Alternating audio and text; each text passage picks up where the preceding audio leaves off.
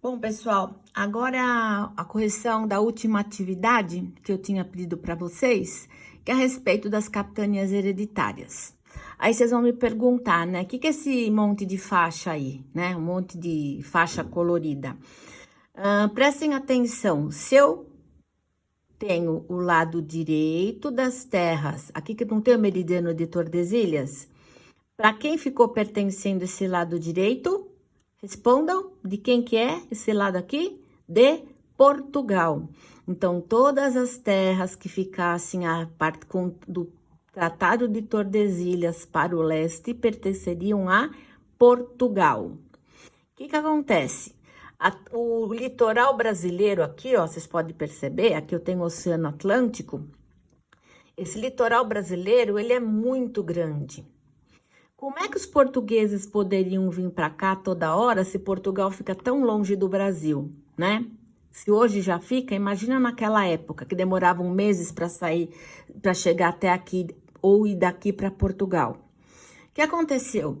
O que o governo português resolveu fazer? Como ele não tinha tanta gente para mandar para o Brasil para tomar conta de toda essa extensão aqui, ó, territorial, tudo isso aqui é terra que pertencia para Portugal, o que ele fez? Ele dividiu, tudo isso é linha imaginária, tá? Ele dividiu o Brasil em vários lotes de terra, né? E para cada um desses pedaços aqui, ó, dessas partes coloridas, ele doou para um amigo dele, rico português, tá certo? E o que ele falou para esse português rico, amigo do rei? Olha, você tem que ir lá para o Brasil, tomar conta daquele lote de terra que eu te dei, que eu te doei, para você fazer o que você quiser naquela terra, explorar, construir, tá? E passou para essa pessoa, amiga, né, no caso, o amigo do rei de Portugal, a responsabilidade de colonizar o Brasil. A esse sistema de divisão de terras em lotes de terra, ó, aqui ó, lote, a capitania do Espírito Santo, de Porto Seguro, de Ilhéus, aqui eu tenho cada um aqui, ó, eu tenho um nominho, foram 15 lotes de terra, tá? Cada um desses daqui, ó, tinha que ser colonizado por um amigo do rei de Portugal. Teve gente que ganhou dois lotes, teve gente que ganhou 3, teve gente que ganhou 1.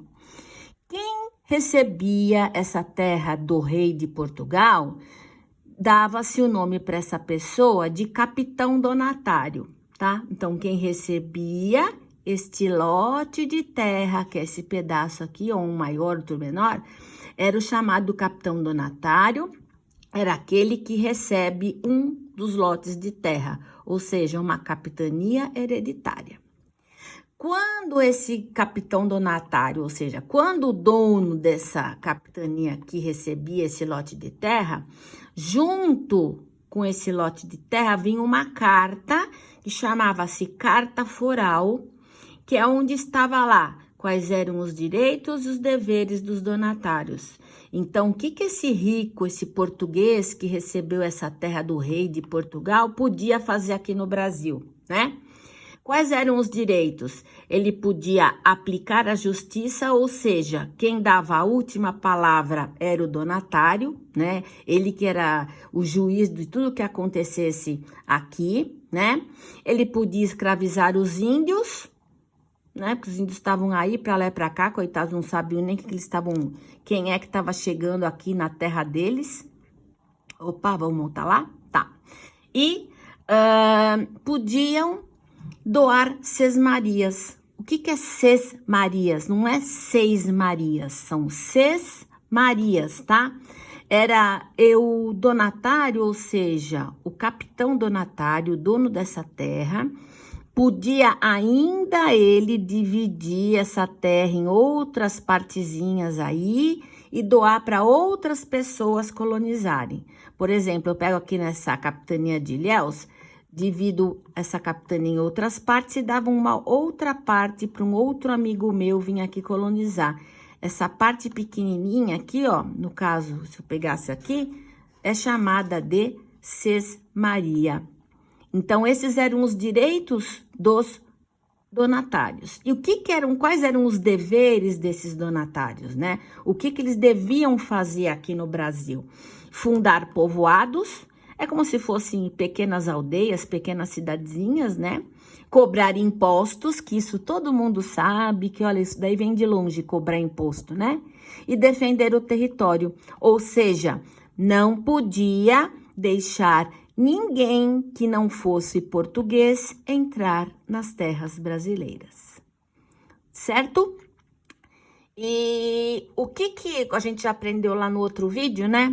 O que é metrópole? No caso aqui, quem era a metrópole do Brasil era Portugal.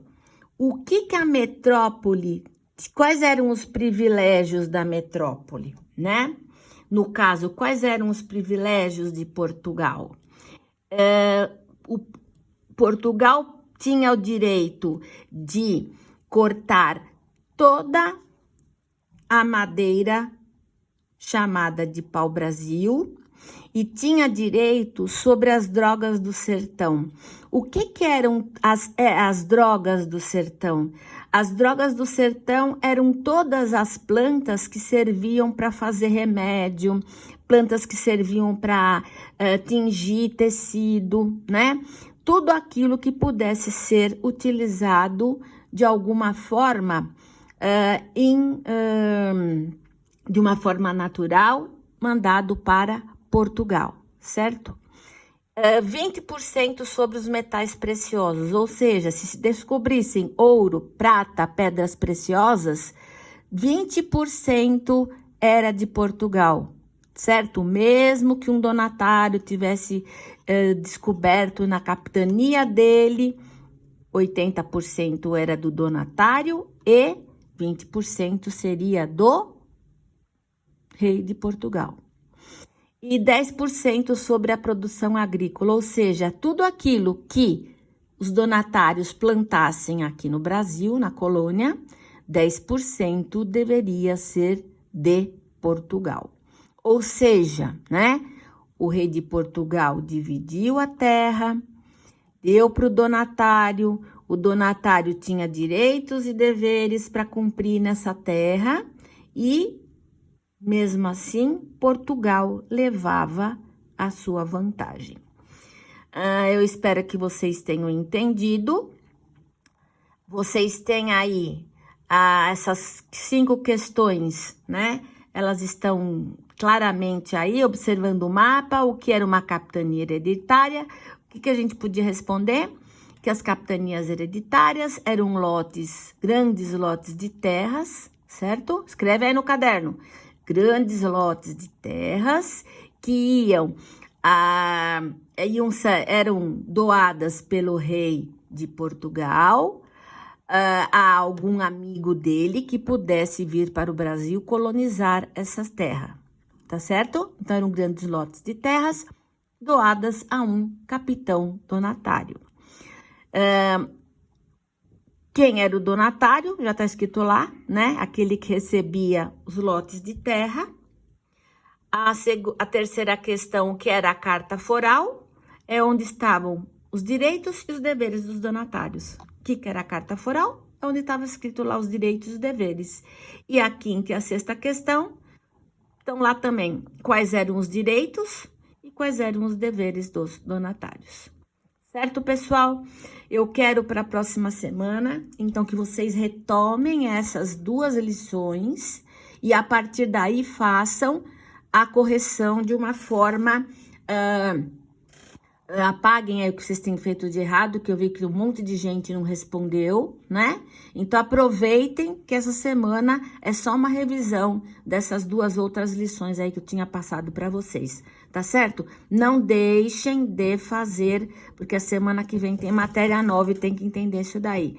Novamente, quando tiver dúvida, manda lá para mim, tá certo?